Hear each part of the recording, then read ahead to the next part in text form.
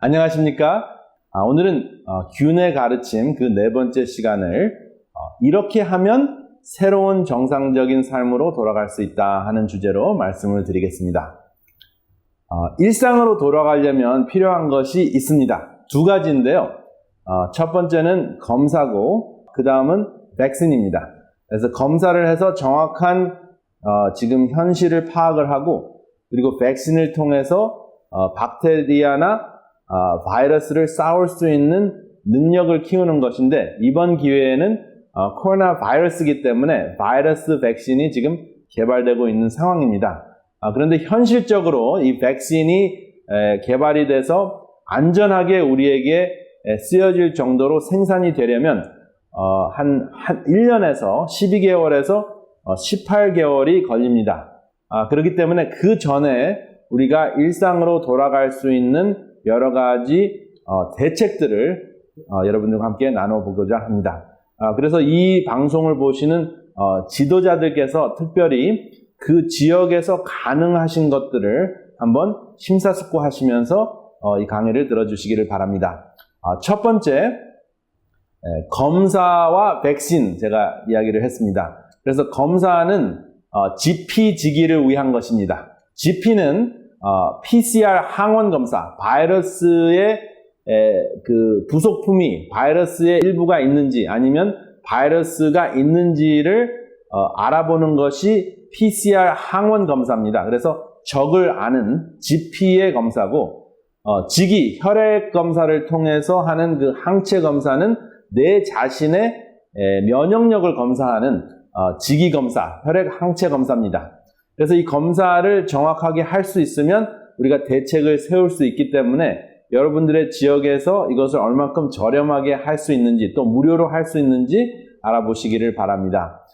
두 번째는 사회적 거리두기 이미 잘 하고 계십니다. 서로를 보호하기 위해서 사회적 거리두기가 굉장히 중요하고 세 번째는 좀 더 넓은 차원에서 근본적인 예방 차원에서 안전한 거리두기를 여러분들에게 소개하고자 합니다. 사회적 거리두기는 6피트나 2m 정도의 그 물리적인 거리두기를 이야기하는 것이고 안전한 거리두기는 좀 더 큰 포괄적인 개념으로 생태계와의 안전한 거리두기와 그리고 나의 생활에서 나의 그 바쁜 생활과의 그 안전한 거리두기를 여러분들과 이야기를 나누겠습니다. 지기에서 지피 적을 알기 위해서 항원 검사를 면봉을 통해서 면봉을 코 속에 깊이 집어넣어서 검사를 합니다. 그러면 바이러스의 그 일부의 검사나 바이러스가 존재하는지를 검사할 수가 있어요. 그래서 바이러스가 존재하는지 코를 통해서 호흡기를 통해서 검사할 수가 있습니다. 그 다음에 혈액 속에 이 바이러스에 대항해서 싸울 수 있는 무기가 있는지 검사하는 것이 항체 검사인데 혈액 검사로 할 수도 있고 이런 키트를 통해서 검사하는 그 키트를 집에서 피를 똑 떨어뜨리면 한 1분에서 5분 안에 양성 반응이나 음성 반응을 검사할 수가 있습니다. 그래서 여기 이제 그림을 통해서 설명을 하면 이 바이러스는 지피, 그렇죠? 항원이고요. 그 다음에 Y자 모양이 이렇게 붉은 색깔로 떠돌아다니고 있는데 바이러스를 꼼짝 못하게 수갑을 채우는 항체의 모습인데 이것이 지기. 그래서 상대와 나를 파악하는 상황입니다. 그래서 지피지기면 백전불태다.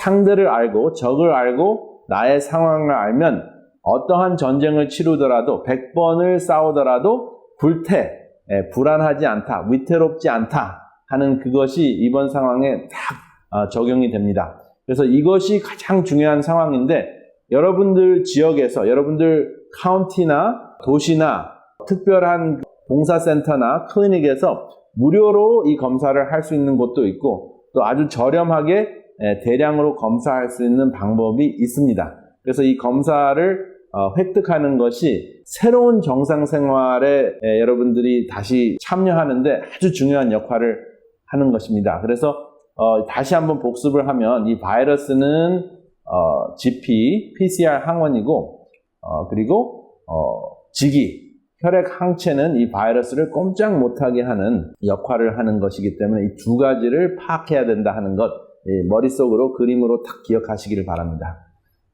항체가 좀 더 다른 모습으로 이게 암덩어리인데 암덩어리도 탁 이렇게 수갑을 채우는 장면입니다. 질문을 몇 가지 드리면서 복습을 하겠습니다. 일상으로 돌아가려면 필요한 것이 말씀드린 대로 검사와 백신이 있는데 첫 번째 질문 드리겠습니다. 코로나 바이러스 검사를 하기 위해서 코로 검사하는 것이 무엇이라 그랬죠? 항원 검사, PCR 검사입니다. 그리고 두 번째, 혈액으로 검사하는 것은 항체 검사인데요. 항체가 두 가지가 있습니다. IgM이라는 것이 있고 IgG라는 것이 있습니다. 두 가지 몸속에서 만들어지는 무기죠. 그런데 IgM과 IgG의 차이가 무엇인가가 이제 세 번째 질문인데요. IgM은 감염된 후 4일에서 10일 안에 만들어지는 무기, 항체이고요.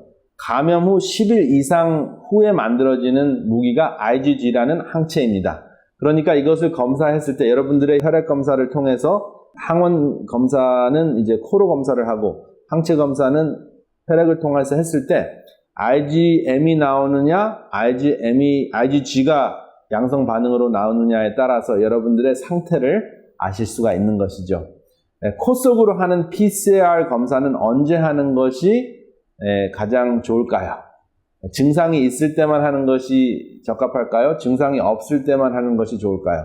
아니면 안전함을 확인하고 싶을 때 하는 것이 좋을까요? 제가 만이라는 그 글자를 붙여가지고 전미어를 붙여서 A와 B를 거짓으로 만들었습니다. 증상이 있을 때도 좋고 증상이 없을 때도 필요합니다. 왜냐하면 안전함을 확인하고 싶을 때는 이 코 속으로 PCR 검사, 항원 검사는 언제든지 하실 수 있으면 가장 좋습니다. 왜냐하면 항체가 아직 만들어지지 않을 수도 있기 때문입니다. 항체를 만들지 못하는 사람도 있습니다. 여기 이제 다섯 번째 질문, 항체 검사는 언제 현실적으로 도움이 되는가 하는 질문인데요. 음성 반응이 나왔을 때, 양성 반응이 나왔을 때, 음성 반응이 나오면 항체가 없다는 것이거든요. 근데 항체가 없다면은 두 가지 이유입니다. 바이러스에 노출이 돼서 싸울 필요가 없기 때문에 무기를 안 만들었을 경우이고, 두 번째는 음성으로 나왔을 때 그 두 번째 이유는 내가 만들 수 있는 능력이 없는 면역력이 약화된 노약자나 또 에이즈 환자나 또 당뇨병이 아주 심해서 면역체를 항체를 만들 수 있는 능력이 없는 사람들, 이러한 분들은 음성 반응이 나오지만 여전히 바이러스에 감염이 되어 있을 수도 있습니다. 그렇기 때문에 노출이 되지 않았다는 그 정보도 있고 내가 만들 수 없다는, 항체를 만들 수 없다는 정보는 있지만 여전히 불안한 거죠. 왜냐하면 싸울 수 있는 무기가 없기 때문에. 그래서 양성 반응이 나오면 그러면 그때 내가 IgM이 나왔다 그러면 지금 최근에 싸웠구나, 아니면 지금 싸우고 있구나. IgG가 나오면 이미 싸우고 이제 한 몇 개월 동안이나 한 1, 2년 동안은 내가 이 바이러스에 걸려도 큰 문제가 없겠구나, 이길 수 있겠구나 하는 확신을 주는 검사입니다. 그래서 이 검사가 얼마나 중요한지 여러분들 잘 아셨죠? 이것을 지도자들께서는 발빠르게 움직이셔서 빠른 시일 내로 새로운 정상적인 생활로 돌아가는데 도움이 되시기를 바랍니다. 그리고 이제 집단 면역이라는 개념이 있는데 이것은 많은 사람들이 면역이 돼서 안전하게 만든다는 개념입니다. 그래서 지금 상황에서는 그 색깔로 보면은 노란 색깔이 있는 사람은 면역력이 있는 사람이고 빨간색으로 있는 사람은 지금 확진이 됐는데 면역력이 있는지 없는지 모르는 상황이고요. 그 다음에 파란색으로 되어 있는 사람은 정상적인, 한 번도 노출되지 않은, 바이러스에 노출되지 않는 사람을 묘사를 합니다.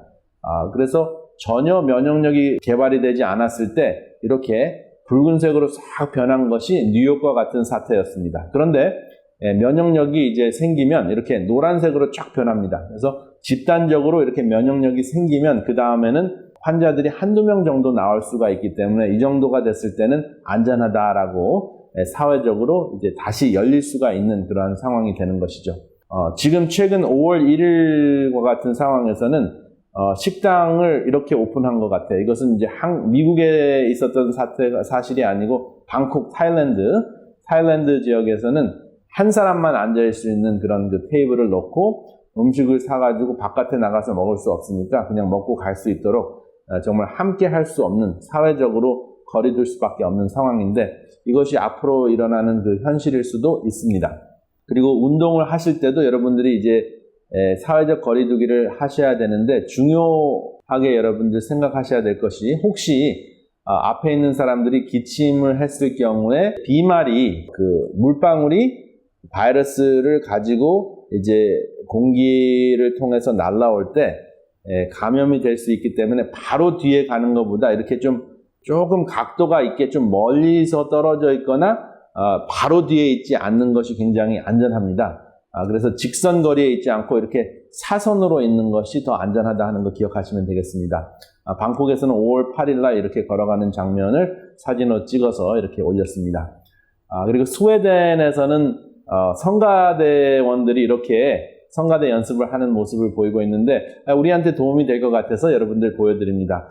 성가대 연습은 어떻게 해야 되냐? 전혀 못하느냐? 아닙니다. 바깥에서 가능하시면은 이렇게 좋은 그 장소에서, 아주 많은 그 공간이 있고 열려있는 장소에서 이렇게 서로 목소리를 합치는 것도 굉장히 좋을 것 같아요. 그럼 더 큰 소리로, 더 큰 목소리로 좋은 화음을 낼 수도 있을 것 같아서 이 사진을 보여드립니다. 엘리베이터 타셨을 때 이렇게 벽을 보고 이제 타라는 그러한 그 추천인데요. 그렇게 할 수밖에 없을 수도 있을 것 같습니다. 여러분, 박쥐에 대해서 잠깐 언급하고 지나가려고 하는데요. 박쥐 때문에 코로나 바이러스가 전파가 됐다라고 이제 생각을 하면서, 하나님이 만들어 놓은 박쥐가 이렇게 병균을 퍼뜨렸다. 박쥐는 나쁜 동물이다. 이렇게 생각할 수가 있는데, 유일하게 나를 수 있는 포유류인데요. 이 박쥐를 가만히 보니까 박쥐는 해충을 먹고 농작물을 잘 자라게 하고 식물의 가루바지 역할을 합니다. 그래서 열매를 맺게 하고, 박쥐가 똥을 싸면 그 속에 과일과 식물의 씨가 이 땅에 심어져서 죽어가는 숲도 되살리는 역할을 하는 것이 열대 지방에 살고 있는 박쥐의 역할이라고 합니다.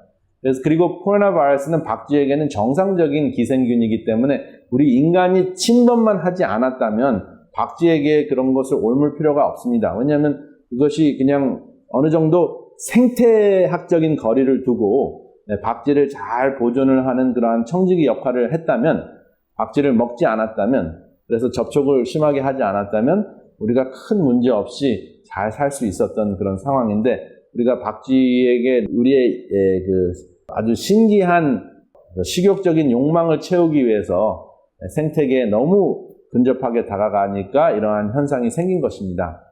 박쥐가 살아야 인간이 산다 하는 표어가 있을 정도로 박쥐는 아주 중요한 짐승이고 동물이고 유일하게 날아갈 수 있는 포유류입니다.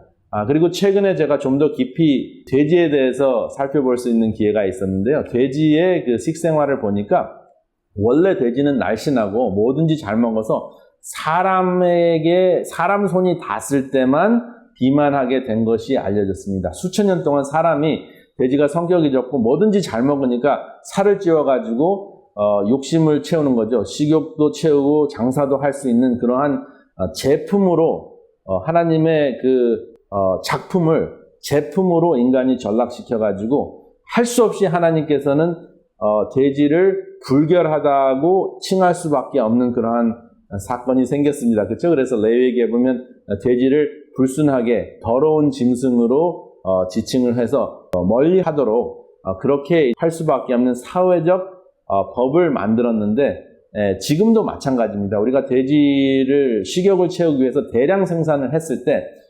돼지와 접하다 보니까 돼지 독감도 걸린 적이 있었죠. 그런데 돼지는 잎새나 뿌리나 과일이나 꽃이나 곤충이나 물고기나 옥수수나 메주콩을 먹고, 나이가 들면 3갤론에서 5갤론이나 되는 물을 먹는 아주 건강생활을 잘하는 균형진 채식을 선호하는 동물인데, 우리가 더러운 잡식동물로 전락시켰다 하는 것입니다. 그래서 하나님께서 만들어 놓은 모든 생명체, 돼지를 포함해서도 아주 훌륭하게 좋은 기능을 주었는데 인간이 전락시켰다 하는 것을 기억하시길 바랍니다. 생태계에 침범을 해서 사랑으로 다스리지 않고 식욕과 욕망을 채운 결과이다 하는 것을 기억하시기 바랍니다. 돼지는 이렇게 가족적이고 평화를 좋아합니다. 이 돼지고기를 지나치게 선호하는 그러한 문명 때문에 이러한 질병도 창궐했다 하는 것을 기억하시기 바랍니다. 이번에는 닭쥐고 전에는 돼지였지만 앞으로는 어떠한 우리의 생활 때문에 또 다른 바이러스가 창궐할지 미리 예방하고 기억하는 것이 굉장히 중요할 것입니다. 그리고 이렇게 소를 보면 푸른 초장에서 풀을 뜯어 먹어야 되는데 아주 좁은 공간에서 다량 생산을 해서 쇠고기 선호하시는 분들도 한번 생각해 보시기라고 이 사진을 보여드리는데요. 그러한 쇠고기를 선호하다 보면 전 세계적으로 소를 좁은 공간에서 대량 생산을 하면서 우리가 사실 지난번에는 mad cow disease, 그쵸? 광우병에 접촉이 됐죠. 그래서 인간의 욕심 때문에 우리가 접하는 모든 동물들이 사실은 우리에게 병을 준 것이 아니라 우리의 욕심 때문에 침범을 했기 때문에 그들이 가지고 있는 바이러스에게 우리가 침범을 당하게 된 것입니다. 결국은 책임은 우리에게 있습니다. 성경에 보면 출애굽기 23장 12절에 보면 제7일에는 쉬라. 소나 나귀가 쉴 것이며 내 계집종의 자식과 나그네가 숨을 돌리리라. 그래서 사실은 성경은 종교적인 그러한 말씀보다는 생명적인 말씀이 훨씬 더 많습니다. 그리고 생명적인 차원에서 성경을 보시면 더 많은 깨달음과 하나님의 마음을 알 수 있는 기회가 생기는데요. 소와 나귀는 종교적인 생명체가 아닙니다. 그냥 생명체일 뿐입니다. 그런데 소와 나귀와 모든 생명체가 숨을 돌릴 수 있게 하는 것이 바로 안식인데 우리의 삶 속에서 안식이 없어지니까 식생활에서 우리 일반적인 생활에서 안식이 없어지기 때문에 우리가 이러한 질병에 걸릴 수밖에 없는 사태가 벌어진 것이 아닌가 생각이 됩니다. 이 차를 보십시오. 이것이 정상적인 생활로 돌아갔을 때 다시 이렇게 돌아간다면 이것은 우리가 원하는 정상 생활은 아닌 것입니다. 그래서 여러분 이렇게 트래픽에 꽉 차 있는 차나 꼼짝 못하게 길러지는 닭들, 우리의 식욕을 채우기 위해서 이렇게 길러지는 닭들 큰 차이가 없습니다. 진정한 쉼은 이렇게 우리가 검사를 통해서 우리의 상태와 또 바이러스를 알아보는 지피지기를 이루고 그 다음에 사회적 거리두기 그리고 생태계와 또 생태계를 존중하는 생태계적 안전한 거리두기를 통해서 진정한 안식을 누리는 것, 숨을 편하게 쉴 수 있는 그러한 공간과 시간을 만드는 것, 그것이 바로 우리가 정상적인 생활, 새로운 정상적인 생활로 돌아가는 길이 아닌가 생각이 됩니다. 아무쪼록 이 바이러스를 통해서 우리가 잃은 것도 많지만 영육 간의 진정한 깨달음과 새로운 각오를 하고 우리의 삶을 설계하는 여러분들과 제가 되시기를 이 시간에 간절히 바랍니다.